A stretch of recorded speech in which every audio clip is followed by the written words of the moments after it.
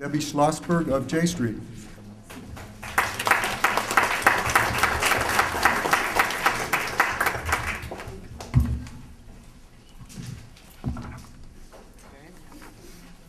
Hi, good evening.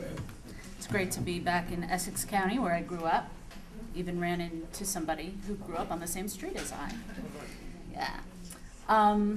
So I, of course, also want to thank Paul for giving me the opportunity to give a little J Street plug, as well as giving me the opportunity to hear the presentations that we've already heard tonight. Even though I think much of what you both had to say had troubling elements to it, to me it's always inspiring to hear sane, thoughtful, intelligent remarks by people that maybe even a decade ago we might not have all been in the same room together.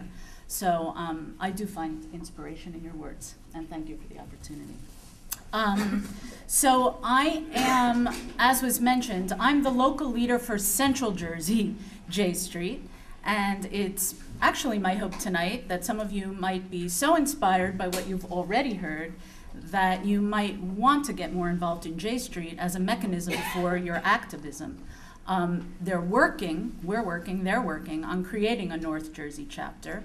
And even though I've made the fatal mistake of a community organizer by not having a sign-up sheet here, please, if anybody wants to talk to me, I'll stick around as long as there's people to talk to. And if you want to give me your names, I'd be more than happy to put you in touch with our field director to help get you activated.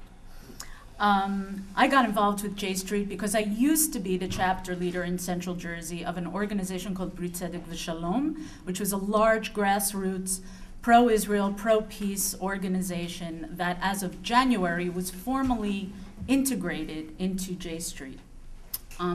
J Street is the political home for the pro-Israel, pro-peace movement. It's a place of where we support very, very, very vigorous, basically everything you've heard, what can I say? Vigorous involvement by our administration. We also hope always to broaden the debate in the national conversation, and particularly in the American Jewish community. That's also a very important part of our mission. We're building this home on Capitol Hill, in Jewish communities, on college campuses. We have right now, I believe, 22 arms on different campuses in the United States, and the goal is to make 50 by the end of the year. Knowing J Street, we'll do it. As well as online, in the media, our communities, etc. In addition to me, there are lots of different kinds of people in J Street. Just last week, I was at our leadership summit in DC, where Lara Friedman spoke, and truly, she was excellent. She was just wonderful. With me there were, of course, many grassroots activists like myself. There were also Washington insiders, lots of commentators, pundits, Jewish communal professionals. It's a pretty diverse group. And it's always, always very pleasing to all of us to see. It's very multi-generational. I think it's one of the things that gives us the feeling always that we have a lot to move forward with. What draws people to J Street, I think, are a bunch of different things. It's really for people who are looking for a mainstream yet progressive home for their voices. There are those who are drawn to J Street, I think, quite frankly, because it's mainstream. We think that we represent what we call passionate moderates.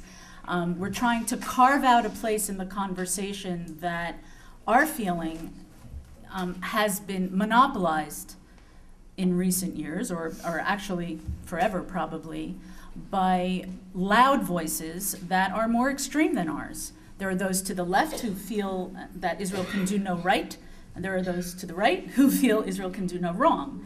And we really think that we represent that moderate voice in the middle, which is a majority voice.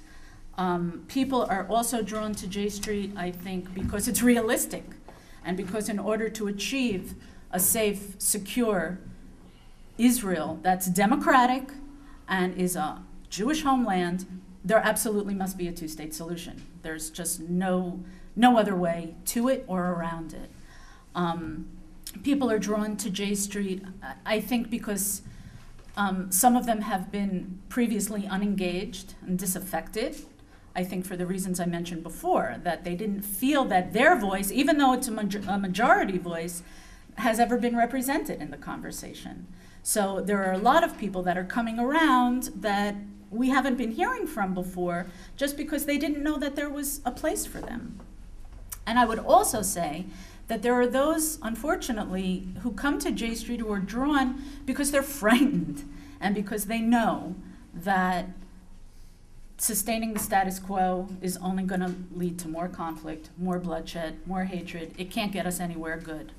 So they recognize the urgency of the situation and find in J Street a home for that. So who are we? Okay, so you'll hear it for the 7th time tonight. We're pro-Israel, we're pro-peace. We're pro-Israel because we're committed to Israel's success, and we believe that the single best way to secure that is through a negotiated two-state solution. We are Americans who believe in very, very vigorous American leadership to help us attain this two-state solution. And we're motivated by our progressive, and for those of us who are Jewish, which I should say, J Street is a predominantly Jewish organization, not exclusively. We absolutely welcome the support and participation of non-Jews, but our leadership and staff is Jewish, and our voice is predominantly and strategically a Jewish one.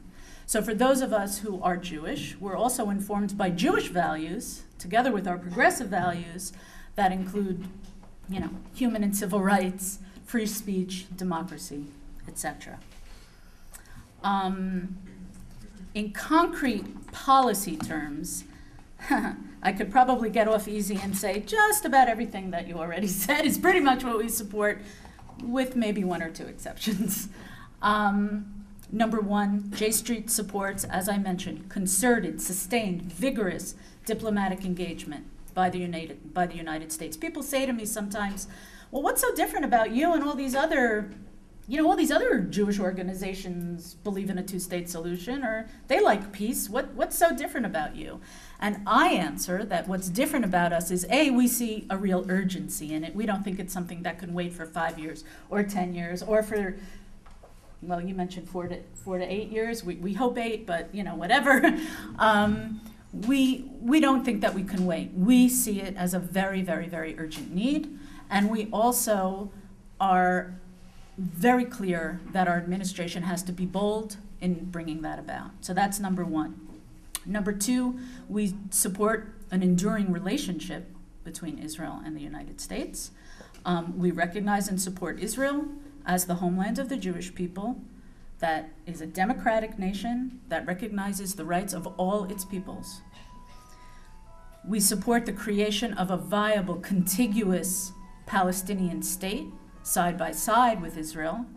That's the result of a negotiated two-state solution based on 67 borders. And I will say that J Street's very clear that it's got to encompass 100% of what was, with negotiated land swaps, of course, but not 95% and not 97%,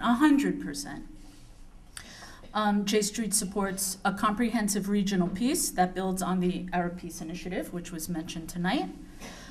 J Street supports an American policy in the Middle East that's more broadly based on diplomacy, multilateralism. We believe in dialogue with a wide array of partners, and that includes Syria and Iran. And then I think the one thing that maybe people like to call it daylight these days, when there's daylight between, where there might be a little bit of daylight between J Street and our other speakers tonight, is in regards to Iran sanctions. J Street now does support sanctions against Iran as a tool to help our administration keep Iran from going nuclear.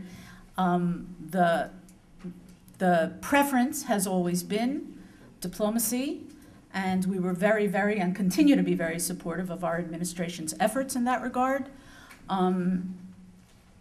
But Basically, I think it's fair to say that J Street came to their own realization that too much time was passing in the face of what they consider to be Iran rejectionism, and have signed on, well, it wasn't their job to sign on, but supported passage of the Iran Refined Petroleum Sanctions Act. However, of course, we're opposed to any military action by the United States or Israel when it comes to Iran. So that's J Street in terms of our policies. If you like what we support, if you like who we are, then I would love to hear from you. We'll take questions, we'll talk afterwards. We'd love to get you involved. Thank you again, and thank you. What happened in the last week, in fact, in Secretary of State Clinton's speech at AIPAC, it was, in my view, historic, because what she laid out was that the United States, if it disagrees with something that the Israeli government, not Israel, but the Israeli government does, it's going to speak its mind unequivocally. That has opened the door, really, for a whole new level of discussion. And it's now kind of okay, not kind of okay, it is okay for people to say, I love Israel, I want everything good for Israel, but you know what? I'm not really happy with what Netanyahu is doing about East Jerusalem. And that's okay, and people can say that, and the world isn't going to end. And in the end, Israel's going to be a lot better off because it's, again, going to be able to reclaim its place in the family of nations. There's an excellent piece in today's online version of the New York Times called The Opinionator. It's a whole discussion of the phrase anti-Israel, which is basically used by a club, by conservatives, to shut people up so that you can't be critical, because if you do, you know, you're against the country, you're putting everybody in danger, or you're anti-Semitic. And that's over, thanks to Hillary Clinton's speech and President Obama's policy, in my view. And we're going to have a much more rational and productive discussion about what should our policy be, what should the United States policy be with regard to Israel and the Palestinians as a result. So with that said, who would like to ask the first question? Ed. My question is Mr. Beer. You had stated that the Israelis have some issues or some concerns or are not as supportive of the settlements. Are you able to quantify that? You stated that polls show this. Are you able to quantify that in any way? Sure. The question, for those who haven't heard, is has to do with the Israelis' attitudes toward the settlers. I don't think that I have any fresh polling data about this, but overall, in general, there are consistent polls that show that most Israelis resent both the settlers as a group, and mainly, chiefly, as a lobbying group, as a pressure group within Israeli society, because they really do view them as taking Israel hostage to an agenda that is very foreign and very alien to the Israeli mainstream, messianic kind of agenda that I won't elaborate on here. So that's the kind of most of the resentment is to the settlers as a group and as an ideological group that asserts its ideology to divert Israel from the kind of course that most Israelis would like to see it going on. I'd like to use the opportunity of answering the first question to say two things that I wanted to emphasize in my comments earlier.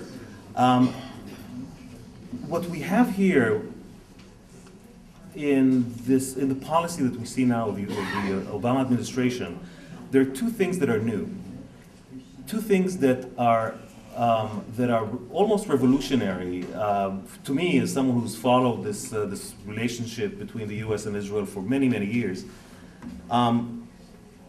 One is the U.S. saying that from now on there will be accountability for both parties, or for all parties, including the Arab governments, if they don't take steps that serve the peace process, and that accountability will be public.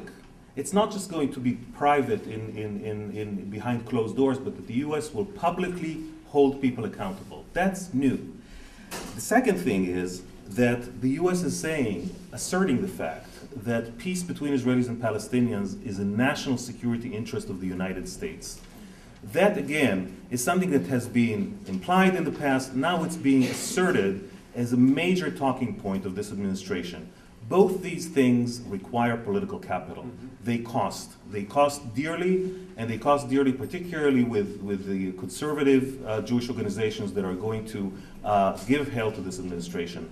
And that is why American citizens have to speak up and have to give their support to this administration. Brit Tzedek V'Shalom had a campaign, I think it was its last hurrah before it became J Street, which was, Mr. President, we have your back. This is the kind of notion that I think should be given to am I saying correctly, it was something like that. Yeah, right, we've got your back, Mr. President. That is the kind of message that has to be asserted toward the White House. We are with you.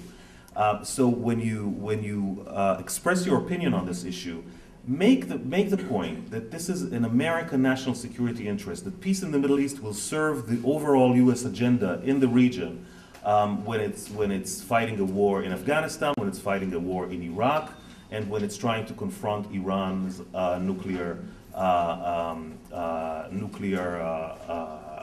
ambitions.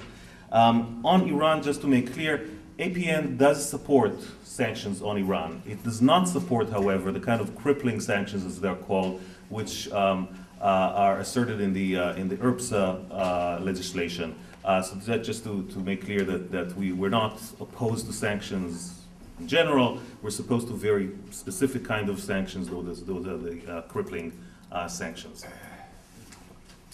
I'm gonna solicit someone who wants to make a critical comment about anything that's been said up here. Okay, sir. I had the pleasure and privilege of spending a couple of weeks last year in Israel, the West Bank, Jordan. Went very committed to a two-state solution, came back realizing it's a physical impossibility. The hatreds are so deep. The average person's hatreds are so deep. The Israelis don't care anymore. The wall is there. They're happy. Settlements, calling them settlements is unfair. They're cities. I mean, you go through some of the settlements on the West Bank, and they're nicer than the cities that we have here. They're Maplewood, they're Short Hills, they're Fort Lee. Those are the type of places that are called settlements. Immediately next to them are little Arab villages, which have no economic base whatsoever. That was the thing that upset me the most, that there was no economy in the West Bank whatsoever. If you went to Bethlehem, there was a thriving tourist economy. Policemen, shops, restaurants, what you would expect in a tourist town. It was a pleasure. Anywhere else on the West Bank was just, it didn't exist. And what was most troubling to me was that while the Israelis were, I don't care, the wall's there, leave it alone, the Palestinians haven't given up the hope of getting all of Israel back. Every store you go into, there's a picture of Palestine with the entire Israel being Palestine. Those minds are not going to change. All this nice stuff about people talking, governments talking.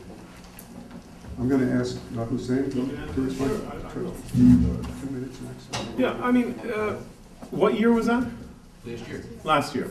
All right. This time last year. This time last year. I think there's been, I mean, obviously you're right in some of what you say, although I would say the interesting changes have taken place precisely during this year. So that's why I was hopeful. Right. I mean, I think your contrast between Bethlehem on the one hand and Jenin and Nablus and even to some extent Ramallah on the other hand is accurate but anachronistic. I think there's been a really interesting change, dramatic change, and people are sort of coming back from the West Bank and saying, certain cities, only certain cities, and saying, well, we haven't really seen it like this in living memory. And it's precisely because law and order... Why are the Arab governments supporting it then? Well, I think they are supporting it, and actually they're giving money to it, but I think it can't be just them. I think they're clearly supporting it, I mean, both rhetorically and practically. As for this notion of maps, yeah, I mean, I don't think you're going to be able to convince most Jewish Israelis or most Palestinian Arabs that to give up their national narrative. Right? And I think that one of the most important qualities of a two-state agreement is that it precisely doesn't ask people to give up their national narrative. I think most Palestinians are going to remember mandatory Palestine as Palestine. That's not, that's a memory. Your national narrative is one thing. What you agreed as a political solution to end a conflict so you can get on with your lives is something else. I think there are also a very, very large number of Israelis who are not going to feel emotionally tugged by all of these places in the West Bank that are more kind of important in especially the biblically based Jewish narrative than a lot of parts of Israel are. And so that is, again, something people have to come to terms with. But Ori's right, the polling data is clear. You've got a solid 70% on both sides that want it. Now, I agree with you, there are cities, but there's no contradiction between it being a city and a settlement or a city and a colony. I mean, it's a legal status, not a descriptive status. And I think that, however, a land swap can accommodate a great many settlers.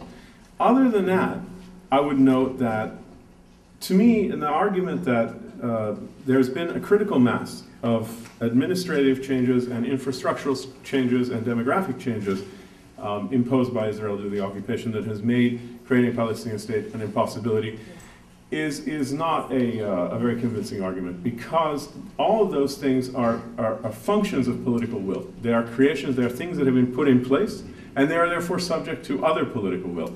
I mean, I think that there's no real way forward for the Israeli state without the creation of a Palestinian state alongside it. And not only it can't be Jewish and democratic, it can't live in peace. And I think the present happy calm that you described is accurate, but it's a chimera, because a third intifada looms if there isn't going to be any progress. We know what will happen. And by the way, we know what it's going to look like, right? Because you can compare the end of the first intifada with the beginning of the first intifada, and then compare the second intifada with the end of the first intifada, and there's your pattern. Each successive phase is more organized, more militarized, more brutal, more angry, and more religious on both sides. We're drifting towards a religious conflict. And I really think that this is completely unacceptable. And I think also there's a very sizable constituency within the Israeli national security establishment. Right now, Defense Minister Barak is kind of their spokesperson that understands this. They've understood it for a while, but they haven't seen a credible means of getting there. Now comes Salam Fayyad and the cabinet with this plan, and you could see it at Herzliya at the security conference in Israel a couple months ago. He showed up. He thought he was going to have a panel discussion. He didn't have a speech. They gave him the podium, said 40 minutes. He did this extempore thing that was excellent, in which the logic was precise. Boom, boom, boom, boom, boom. This is what we're doing. This is why. And the Israeli national security elite applauded him, right? So they're right now trying to figure out. The next day in the Israeli press, the headlines were the Palestinian Ben Gurion. Which is what also President Peres called him. Anyway, my point is that the Israelis who understand the importance of this and have been skeptical about achieving it should see in this plan a real means of coming close to getting there, a necessary step in that direction, and a way of making it a reality. So I'm not as pessimistic as you are. Listen, I just want a few housekeeping notes. At 9 o'clock, the library is going to lock that door. However, we're not going to be imprisoned in here. Yeah, we can stay pretty much, I think, really, if we wanted to, until 10 o'clock, but one of our speakers has to leave around 9:15. So how many people want to stay beyond 9 o'clock? Can I have just a show of hands? Okay, if you want to leave before 9, you probably should leave within the next 2 or 3 minutes through that door. Otherwise, you didn't say they could go through. Otherwise, you can still get out. There are these exit doors on the side. So you'll be able to get out regardless of how long you stay. But if you want to just go out, through the library in a more civilized fashion. One other thing, I'm going to ask our speakers. We've got a lot of questions, but I want to ask our speakers to confine themselves to 1-minute answers in the future. Okay, it's not just. Is there a journalist in the audience? Yeah. Oh, okay. I don't think she has a question. Sorry. Okay. We've been talking about the two-state solution, and a lot of people, I think, are aware of the demographics and political realities which are implied in saying you can't have a Jewish democratic state survive for long without one. But a lot of people have begun to think about whether the move should not be towards turning Israel into a democratic, secular state that would encompass both nationalities, and especially with the types of things that were referred to before, with the realities on the ground and how much has been changed on the ground. Why don't you folks think that maybe that should be what we should be trying to accomplish, rather than what seems to be a constantly fading two-state possibility? That's a good question. Hussein wrote the book. That's why I'm letting him, because he's going to say all the No, I actually wrote, I'm going to refer you to my last book, which is called What's Wrong with the One-State Agenda. I did not call it One-State Solution. I called it What's Wrong with the One-State Agenda? Why peace with Israel and ending the occupation is still the Palestinian national goal. That my point in it simply is that there is no chance, in my estimation, of a majority of Jewish Israelis or enough Jewish Israelis being convinced to dismantle the Israeli state and have a different state in which you'll have an ever-increasing Palestinian majority that's empowered in the ballot box. I think a critical mass of Jewish Israelis will not only oppose that, I think they'll fight it with every measure of means. And the logic behind what you just said, with all due respect, and the logic of the one-state argument is basically there's no way to coerce or convince Israel to give up or share 22% of the land under its control. Therefore, the corrective to that fact is to try to get Israel to coerce Israel or somehow convince Israel to give up or share control of 100% of the territory under its control. I think the logic is rather badly flawed. To go from a difficult project that seems like it's going to be very hard to achieve to an incredibly much more difficult project that I can't imagine possibly achieving is not, to my mind, sound policy. But my book is free online. AmericanTaskForce.org, you can read it in HTML, you can read it in ebook reader, you can read it. So read it. I just want to say that what I think might do it is I think that if they don't get two We got too many people that, we have too many people that have questions. Tell the majority of Israelis, so that they might say, we got to do this in a democratic, secular state. That would be lovely.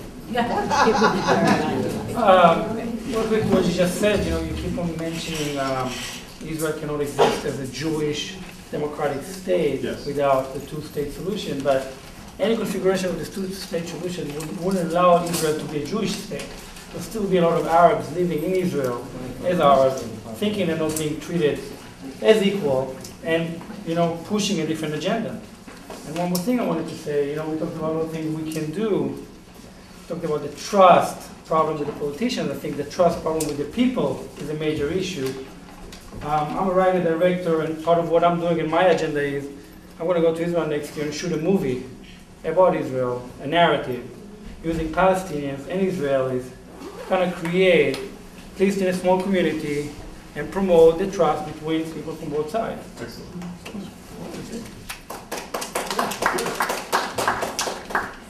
Real quick on Israel as a Jewish state, the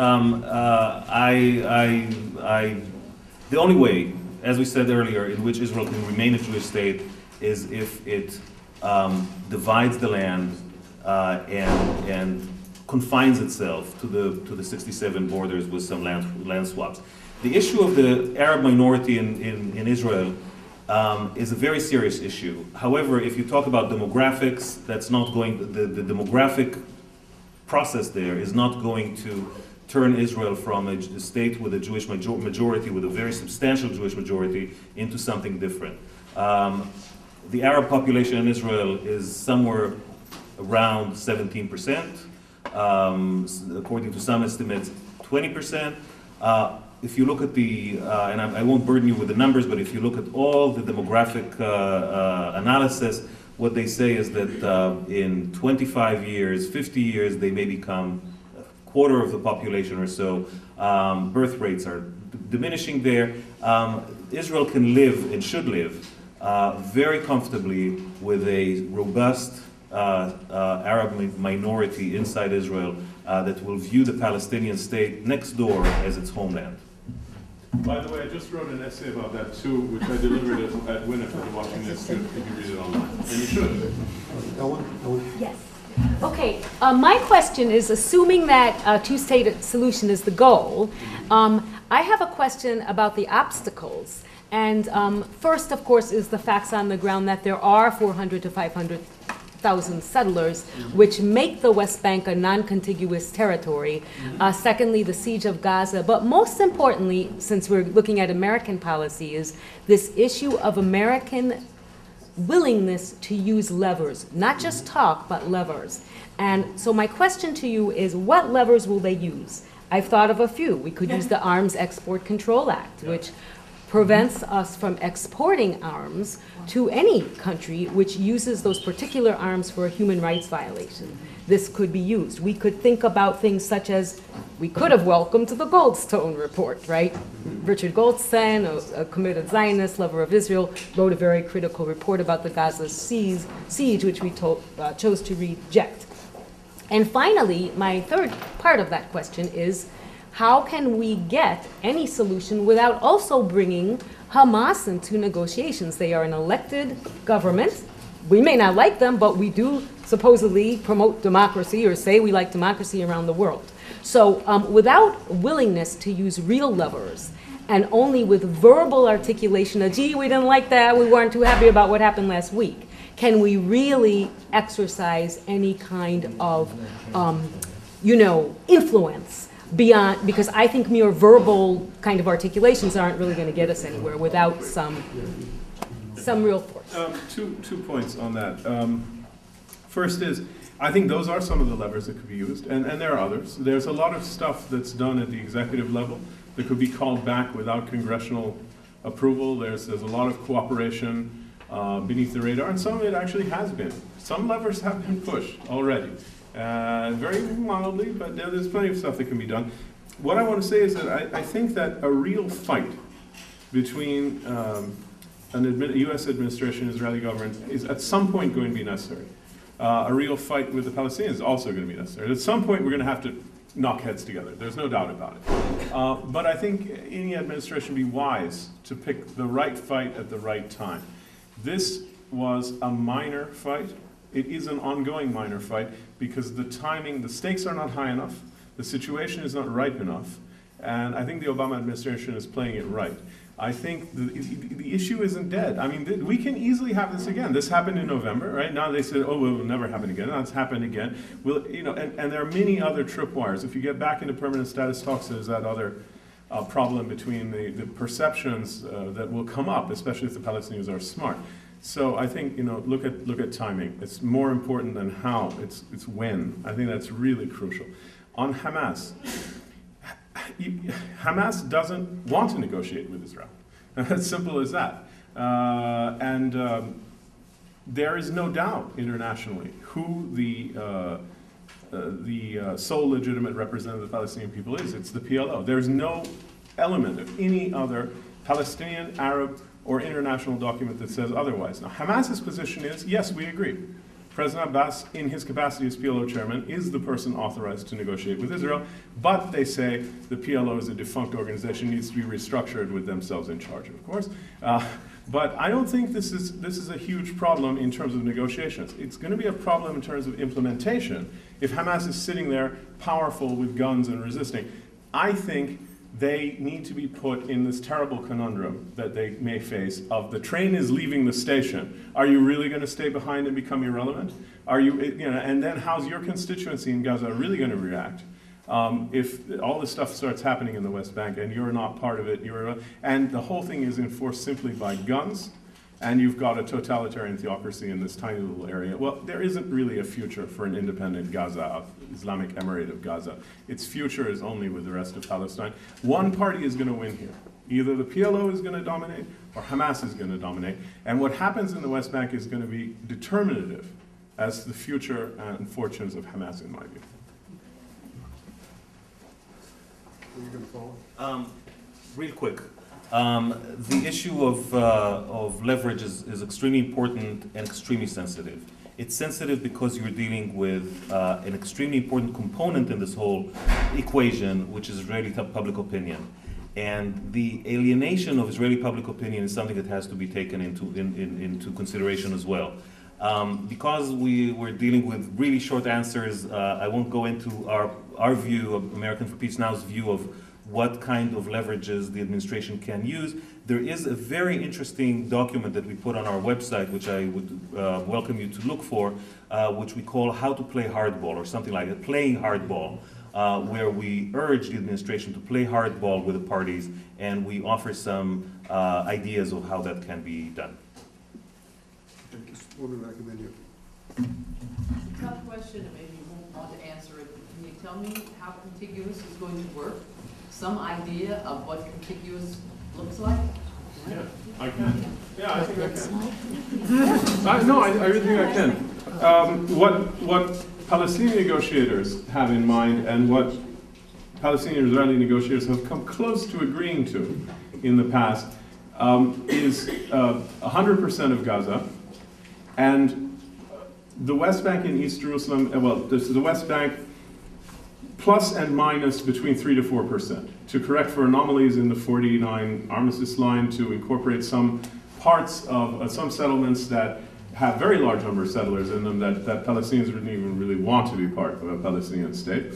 And then a deal in East Jerusalem that is complicated, but that involves sovereignty for both Israel and Palestinians, and that, so that East Jerusalem can be both the capital of Israel and the capital of Palestine.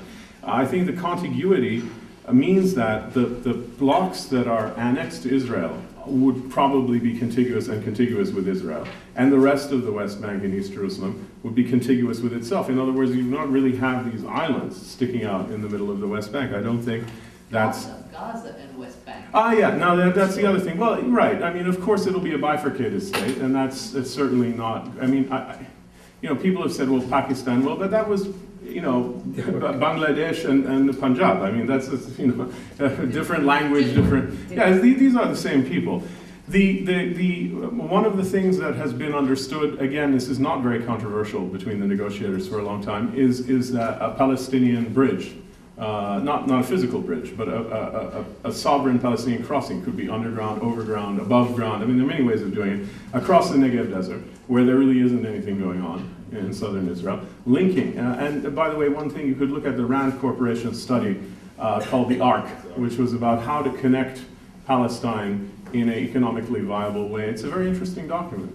This isn't nearly as mysterious as people think. Once Palestinians accept the principle that there are some significant parts of the West Bank that would not be part of Palestine, and once Israelis accept the principle that they're going to have to evacuate a bunch of settlements.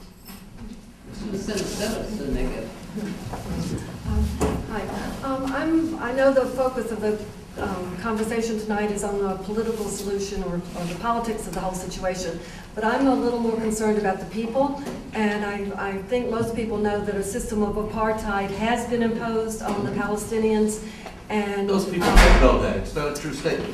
Well, yes, it is. It's not a true statement. A system of apartheid has been imposed on the Palestinians. Right now, the Palestinians have no freedom of movement, and I don't see how there's going to be any peace or any solution unless the settlements are stopped. I mean, absolutely, the settlements have to be stopped. And I know everybody here knows that the settlements are illegal.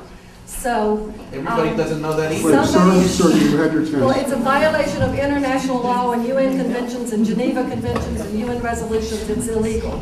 So, in order for people to have, in order for the Palestinians to have any freedom of movement or any kind of respect as human beings, and to freeze the settlement, someone here mentioned leverage. Somebody has to enforce something, and right now there's no enforcement. So to stop the settlements, there is a solution that I'd like to suggest, along with other things that have been suggested here tonight. When you're lobbying Congress, I mean, I personally am saying, stop the settlements altogether. But when you're lobbying Congress, ask that the $3 billion a year that goes to military aid to Israel be contingent upon their recognition of human rights. And we don't just give money to every country, the other countries in the world that we give military aid to, without making it contingent upon enforcement and compliance with human rights. And you could do this on a quarterly basis and demand compliance with human rights.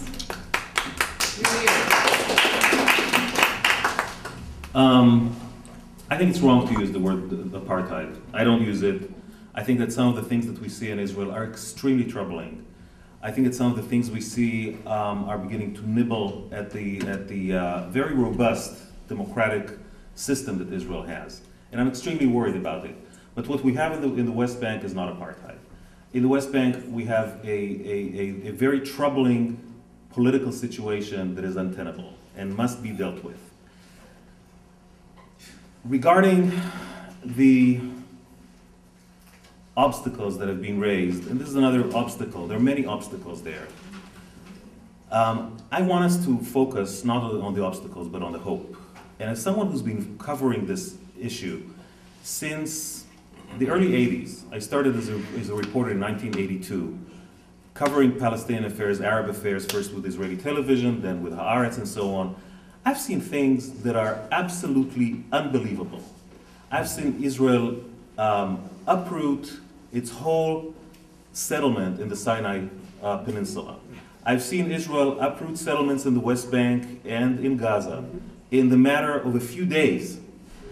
I've seen Israeli soldiers and Palestinian soldiers on joint patrols in the West Bank. I've seen them going out and fighting terrorism together, planning together, sharing intelligence. Israelis and Palestinians can do incredible things. As Hussein pointed out, what the Palestinian government is doing now under Salam Fayyad is incredible. It's unbelievable. The fact that Palestinians are willing to put their necks on the line and be regarded as and absorb the criticism of being collaborators with Israel and still do it is incredible. It's unbelievable. So unbelievable things can be done, things that can be viewed by us as perhaps miracles. We're approaching Passover, where there were quite a few miracles, and we will commemorate them soon.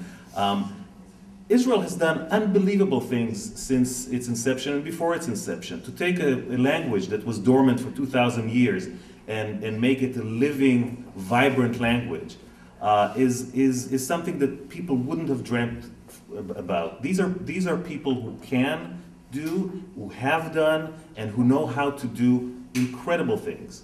So to say it can't be done, it's all over. It can't. It's an entrenched, malignant system of apartheid, of an irreversible situation, is, I think, self-defeating, because it will hold us from achieving what can still be done. It may be we may be nearing the last moment, but it can still be done. And I wouldn't be in this business if I didn't think that the two-state solution is something that can be done.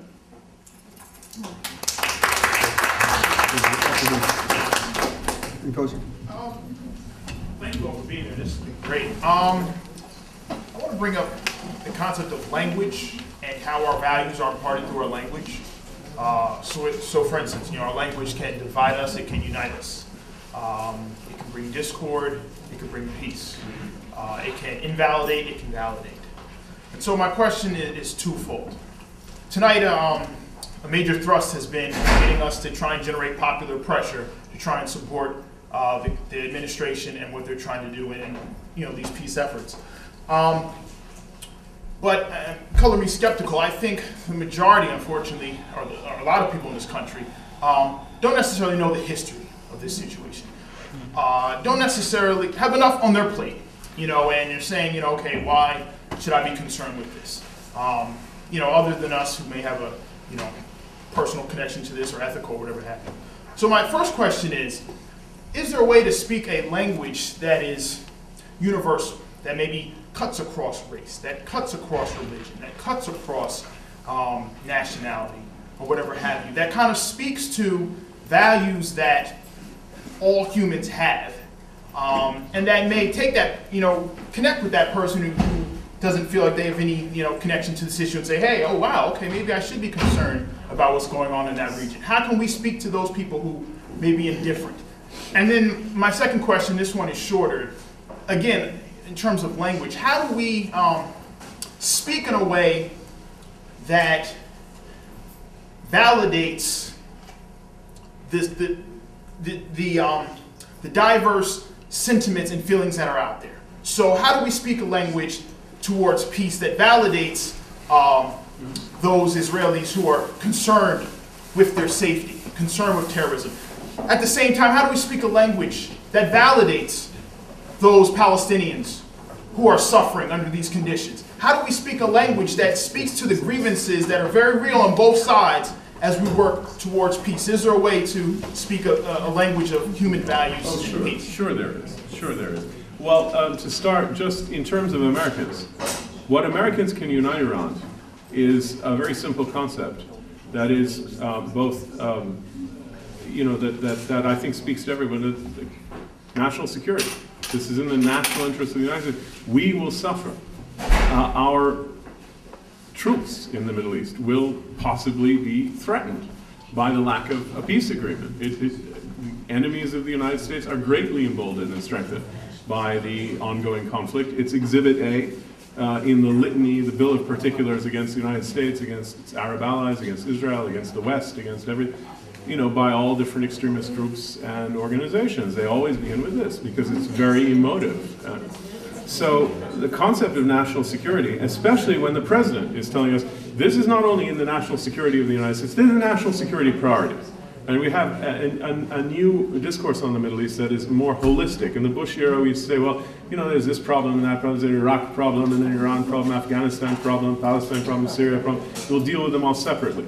Now we have an administration with a much more sophisticated understanding that sees all of these, that sees the Middle East political kaleidoscope as a pattern in which when every item is moved, the whole pattern changes, and they have correctly identified the issue of Palestine at the center, because it is at the center of people's consciousness and it colors perceptions of international relations across the board. So that's the first. I think there's a piece of language that people could unite around. More internationally, there's the question of peace, and can we have a language that talks to, I think you heard a language today from all three of us that recognized Palestinian national rights and recognized Israeli security concerns and recognized Israeli national rights. And I spoke specifically about validating both narratives through a two-state agreement that would provide for two states through which these narratives could be defined that would live side by side in peace and security. I don't think there's much of a chance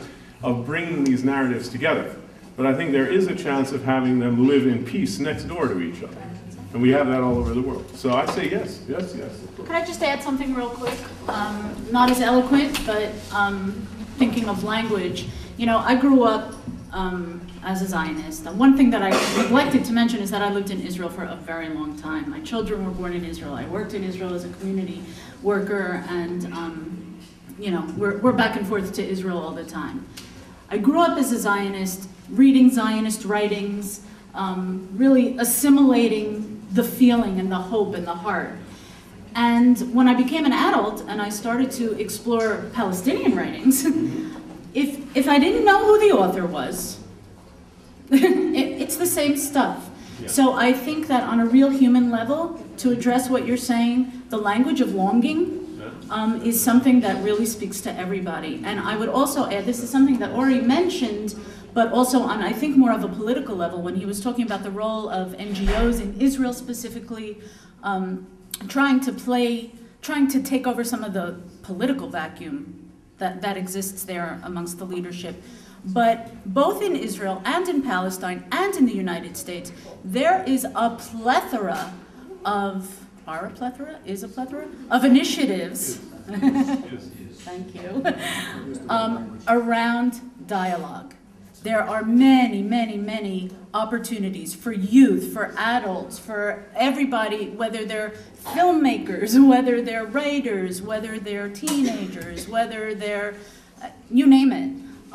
And what these dialogue groups foster and emphasize and teach is language, how to listen, how to hear. So there are ways to learn that language also, is kind of what I would do. Very good. Yes, please. Yeah, the one thing that I was thinking about, and too bad Lori left, because he was referring to Israeli apathy.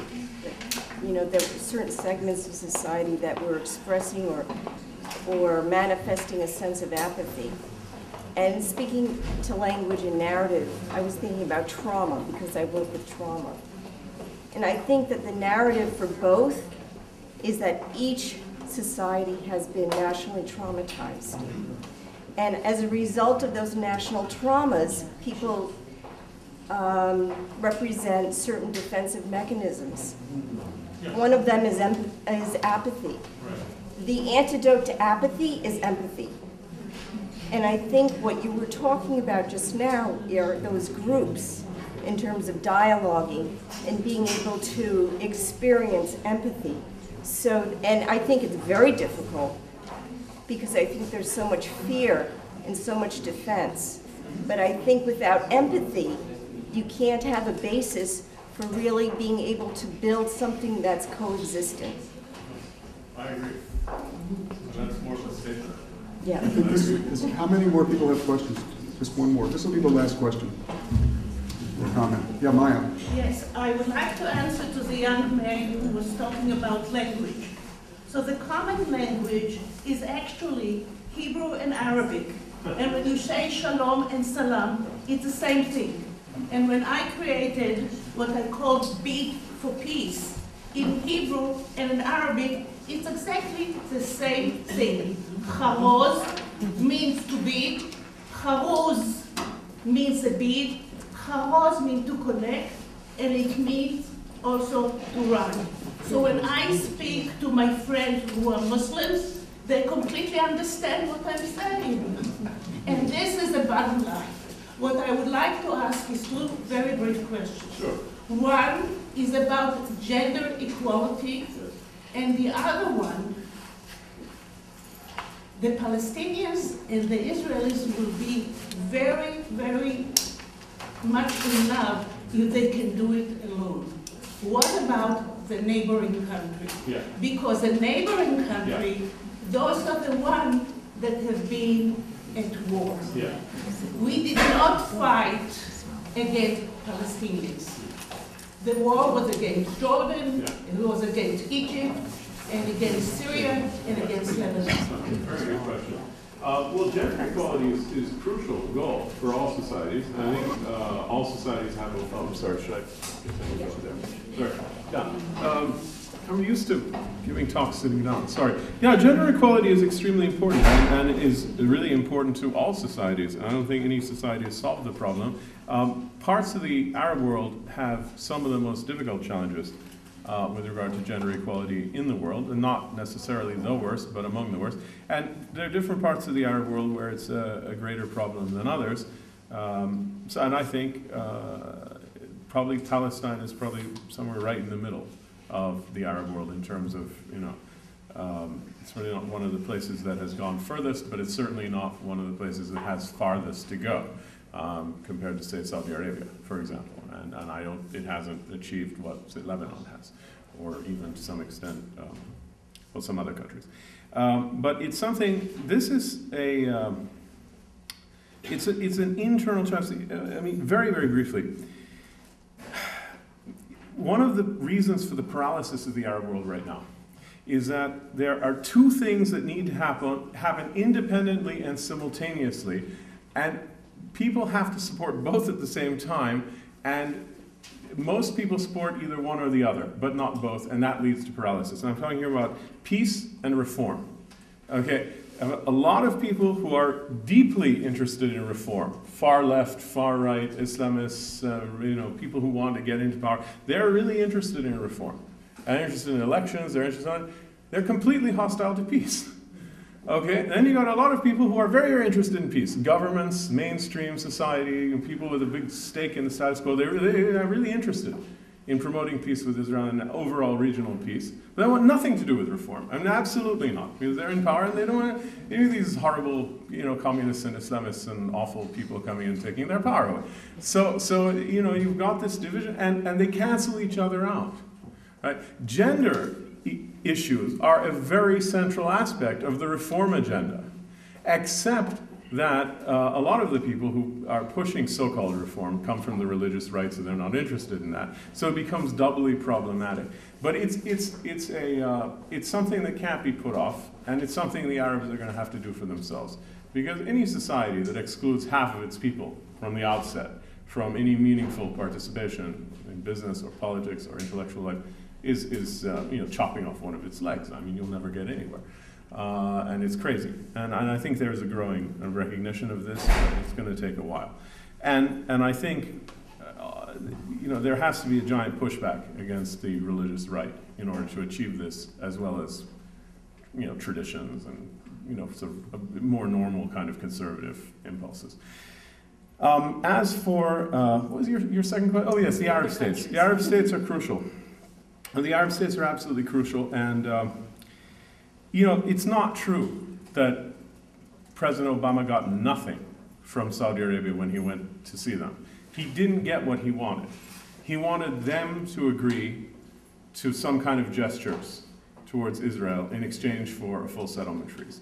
He didn't get a full settlement freeze from Israel. He didn't get any gestures from the Saudis. Mutual recalcitrance. But the Saudis did give him a couple of things. They sent $200 million in cash to the PA for urgently needed stuff, which the Americans requested.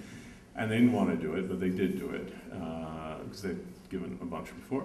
The other thing is they let it be known that they would not oppose other Arab states resuming the sub-diplomatic relations, diplomatic ties they had in the UAE, in Qatar, in Mauritania, etc. They said, we're not going to punch anybody from that. It's going to be baby steps, but the end result of all of this can't be simply an Israeli-Palestinian peace. It has to be the normalization of Israel in the entire region. Mubarak? Well, what about it? Yeah, what about Mubarak? Why shouldn't he be part of the peace negotiations? Well, I think that it'd be very hard to make him part of the negotiations as such, because there is already a peace treaty that is held very well. It's a cold peace. It's not as warm as possible, but that's really because of the ongoing Palestinian issue. But I think that Egypt has played an interesting and generally constructive role vis-a-vis Hamas. Thanks, everybody, for coming, and look forward to seeing you again. Okay.